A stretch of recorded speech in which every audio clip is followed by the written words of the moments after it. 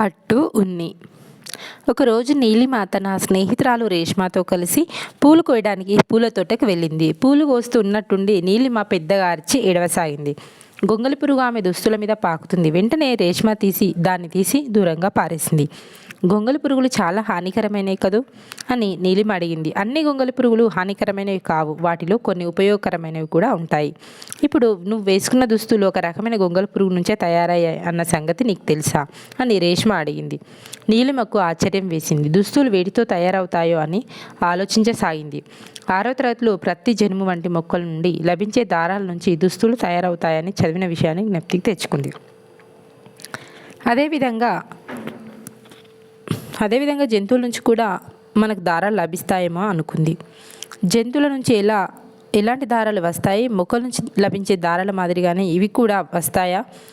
దుస్తులు తయారు చేయడానికి ఈ జంతువుల్లో ఏ భాగం ఉపయోగపడుతుందంటూ నీలిమ ప్రశ్నల వెంట ప్రశ్నలు అడగసాగింది. తన సందేహాలన్నింటికీ జవాబులు తెలుసుకోవాలనుకుంది. మనకు జంతువుల నుంచి, మొక్కల నుంచి దారాలు లభిస్తాయి.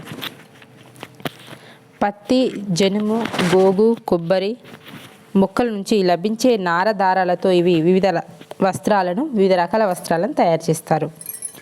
అదేవిధంగా పట్టుపురుగు నుంచి పట్టుదారాలు, గొర్రె, మేక, ఒంటె, జడల బర్రె వంటి జంతువుల వెంట్రుకల నుంచి కూడా మనం దారాలను తీసి దుస్తులు తయారు చేస్తారు. ఇప్పుడు మనం ఇలాంటి జంతు దారాల గురించి వివరంగా తెలుసుకుందాం.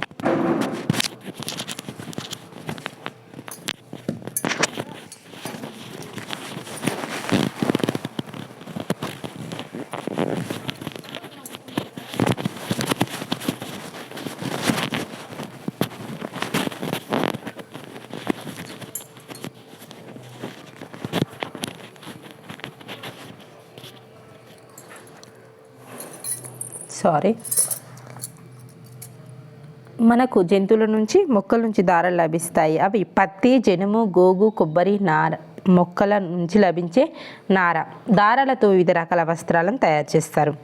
అదేవిధంగా పట్టుపురుగు నుంచి పట్టుదారాలు, గొర్రె, మేక, ఒంటె, జడల బర్రె వంటి జంతువుల వెంట్రుకల నుంచి కూడా దారాలను తీసి దుస్తులు తయారు చేస్తారు. ఇప్పుడు మనం ఇలాంటి జంతు దారాల నుంచి వివరంగా తెలుసుకుందాం. పట్టుకు ఒక కథ ఉంది. పట్టు వస్త్రాలు, పట్టు దారాల తయారీ గురించి తెలుసుకోవడం చాలా ఆసక్తికరంగా ఉంటుంది. ఇందులో చాలామంది శ్రమతో పాటు బోలెడన్ని తయారీ దశలు ఉంటాయి. పట్టును గురించి తెలుసుకోవడానికి నీలిమ పట్టు పరిశ్రమకు సంబంధించిన ప్రదర్శనను చూడడానికి వెళ్ళింది. వాళ్ళతో మాట్లాడి వాళ్ళ అనుభవాలు తెలుసుకుంది. నీలిమతో వాళ్ళు ఏం చెప్పారో తెలుసుకుందాం. పురుగు, మాత్ నుంచి గుడ్డు. ఈ ప్రదర్శనలో గుడ్డు వివిధ రకాల పురుగులు ప్రదర్శించి ఉన్నాయి. హలో, నా పేరు కిషన్, మాది రంగారెడ్డి జిల్లా పాలమాకుల. మా నాన్న పట్టుపురుగుల విత్తనాభివృద్ధి సంస్థలో పనిచేస్తారు. ఇక్కడ పటంలో మనం చూడవచ్చు. మీకు ఒక సంగతి తెలుసా? పట్టుపురుగు గుడ్లను సర్వసాధారణంగా విత్తనాలు అని పిలుస్తాం.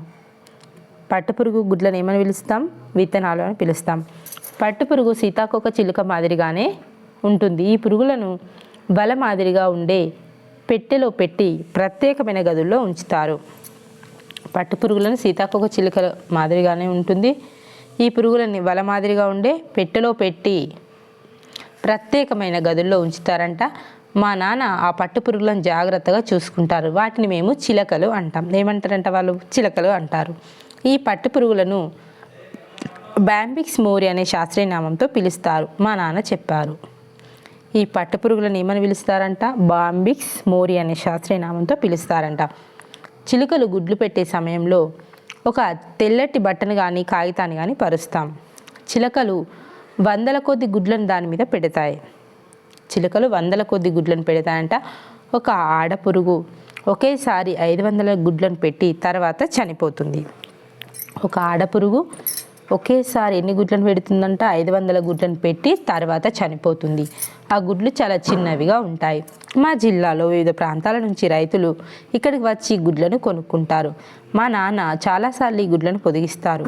మల్బరీ ఆకులతో పేర్చిన మెత్తటి చేపల మీద ఈ గుడ్లు ఉంచి పొదిగిస్తారు.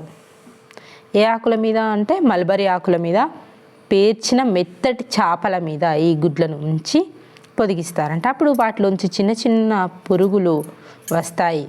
మెదక్, మహబూబ్ నగర్ జిల్లాల నుండి కాక మరికొన్ని ప్రాంతాల నుండి రైతులు ఇక్కడికి వచ్చి ఈ పురుగులను కొంటారు. ఒక్కోసారి పట్టు చిలుకలను కూడా అమ్ముతాం. కొందరు సొంతంగా గుడ్లను ఉత్పత్తి చేయడానికి ఈ పట్టు పురుగులను కొనుక్కుపోతారు. ఈ కేంద్రాలను ఏమంటారు? గ్రైనేజెస్ అంటారు. ఒక్కోసారి పట్టు చిలుకలను కూడా అమ్ముతాము. కొందరు సొంతంగా గుడ్లను ఉత్పత్తి చేయడానికి ఈ పురుగులను కొనుక్కొని పోతారంట. ఈ కేంద్రాలను ఏమంటారు? గ్రైనేజెస్ అంటారు. నేను చిత్తూరు జిల్లాలో హార్సిలీ హిల్స్ దగ్గర పెద్ద విత్తనాభివృద్ధి కేంద్రాన్ని చూశానని కిషన్ చెప్పాడు. తర్వాత నీలిమ రెండో ప్రదర్శన దగ్గరికి వెళ్ళింది. అక్కడ రెహమాన్ను కలిసి మాట్లాడింది. ఇప్పుడు గుడ్డు నుంచి కాయలు. నెక్స్ట్ ఏంటి? గుడ్డు నుంచి కాయలు. ఫస్ట్దేంది? ప్రదర్శన 1 పురుగు నుంచి గుడ్డు. రెండోది గుడ్డు నుంచి కాయలు. అక్కడ పెద్ద పల్లెలలో పట్టుపురుగులు అంటే డింబకాలు ఆకులు పెద్ద పల్లెలలో పట్టుపురుగులు ఆకులు తింటుండడం చూసింది. కొన్ని పల్లెల్లో తెల్లటి పసుపచ్చని గుడ్ల వంటి కనబడ్డాయి. ఇక్కడ కనిపిస్తున్నాయా? ఇక్కడ మనకి ఏం చెప్తున్నారు? గుడ్డు నుంచి కాయలు. అక్కడ పెద్ద పల్లెలలో పట్టుపురుగులు అంటే డింబకాలు ఆకులు తింటుండడం చూసింది. కొన్ని పల్లెల్లో తెల్లటి పసుపచ్చని గుడ్ల వంటి కనపడ్డాయి. ఇక్కడ అస్సలం వాలేకుం, నా పేరు రహమాన్. నేను కరీంనగర్ జిల్లా నుంచి వచ్చాను పట్టుకాయల కోసం. మేము పట్టు పురుగులను పెంచుతాం. మాకు సంవత్సరానికి 5-6 సంవత్సరాల పట్టుకాయల దిగుబడి ఉంటుంది. ఫారంలో మా తాతయ్య, నాన్న, అన్నయ్య పనిచేస్తారు. మాకు 2 ఎకరాల మల్బరీ తోట ఉంది. చిత్తూరు జిల్లాలో పలమనేరు నుంచి మా తాతయ్య మల్బరీ మొక్కలను తెచ్చి నాటారు. అక్కడ ఏం చెప్తారు? అక్కడ చాలా పెద్ద సెరికల్చర్ అంటే పట్టు పరిశ్రమ. పట్టు గుడ్ల నుంచి పట్టు వస్త్రాల దాకా ఉంది. పట్టు పరిశ్రమ అంటే గుడ్ల నుంచి పట్టు వస్త్రాల దాకా ఉంది. మల్బరీ కొమ్మలు నాటి మల్బరీ తోట పెంచుతాం. మా నాన్న చిన్నవిగా ఉండే తెల్లటి పట్టు పురుగులను అంటే గొంగలి పురుగులను హార్సిలీ హిల్స్లో ఉన్న విత్తనాభివృద్ధి సంస్థ నుంచి కొన్నారు. కొనుక్కున్నారంటే వీటిని ఈ పల్లెల్లో ఉంచుతాము. మల్బరీ ఆకులను చిన్న చిన్న ముక్కలుగా కత్తిరించి పట్టు పురుగులకు ఆహారంగా పెడతారంట. మల్బరీ ఆకులను. ఈ పురుగులు రాత్రి పగలు తేడా లేకుండా ఆకులను తింటూనే ఉంటాయి. అవి పెరగడానికి మంచి పరిశుభ్రమైన వాతావరణం, తగినంత వెలుతురు అవసరం. అవి పెద్దవైన తర్వాత వెదురుతో చేసిన పళ్ళాల్లోకి బదిలీ చేస్తారు. దేంట్లోకంటే పెద్దవైన వెదురుతో చేసిన పళ్ళాల్లోకి బదిలీ. ఈ వెదురు పళ్ళాలను చంద్రికలు అంటారు. వెదురు పళ్ళాలను ఏమంటారు? చంద్రికలు అంటారు. 30-35 రోజుల తర్వాత గొంగలి పురుగు తినడం మానేస్తుంది. 30 నుంచి 35 రోజుల తర్వాత ఏమవుతుంది? గొంగలి పురుగు తినడం మానేస్తుంది. చంద్రికలో ఏదైనా ఒక ప్రదేశంలో నిశ్చలంగా ఉండిపోతుంది. అది తన చుట్టూ తాను వలన అల్లుకుంటుంది. పట్టుపురుగు నోటిని అటు ఇటు కదిలిస్తూ ఒక పదార్థాన్ని విడుదల చేస్తుంది. గాలి వేడి తగలగానే ఈ పదార్థం గట్టిగా అవుతుంది. ఇదే పట్టుదారం. గొంగలి పురుగు ఈ దారంతో తనను తాను కప్పుకుంటూ వల మాదిరిగా అల్లుకుంటుంది. చివరికి పురుగు మొత్తం మూసుకుపోయేలా గూడు అల్లుకుంటుంది. ఇది చూడడానికి ఒక మూసిన సంచి మాదిరిగా కనబడుతుంది. దీన్ని పట్టుకాయ కకూన్ అంటారు. పట్టుపురుగు డింబకం కకూన్లో అనేక రకాల మార్పులు చెంది పురుగుగా మారుతుందని మా నాన్న చెప్పేవారు. 2-3 వారాల తర్వాత పట్టు చిలుకలు అంటే కకూన్ నుంచి బయటకు వచ్చి ఎగిరిపోతాయి. కాబట్టి మనం చాలా జాగ్రత్తగా ఉండాలి. కకూన్ ఏర్పడిన 2-3 రోజులకే వాటిని పళ్ళెం నుంచి తొలగించాలి. డింబకాన్ని చంపడాన్ని స్టిప్పింగ్ అంటారు. డింబకాలను 10-15 నిమిషాల పాటు వేడి నీటిలో ఉడికిస్తారు. డింబకాలను వేడి నీటిలో ఎన్ని నిమిషాలు? 10-15 నిమిషాల పాటు వేడి నీటిలో ఉడికిస్తారు. కకూన్ను ఉడికించడం వల్ల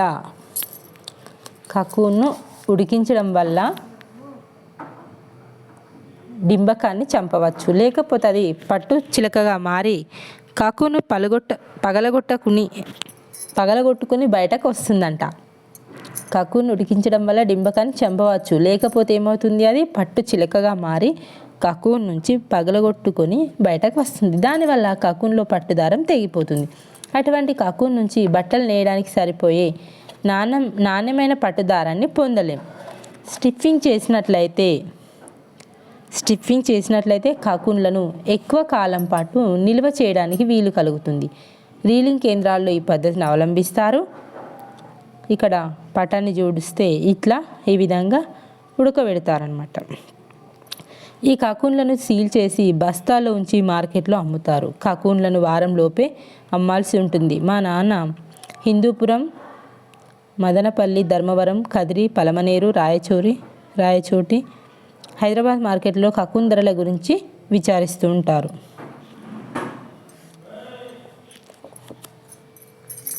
నెక్స్ట్ మిగిలినది మరో వీడియోలో చూద్దాం. చివరి వరకు చూసినందుకు ధన్యవాదాలు.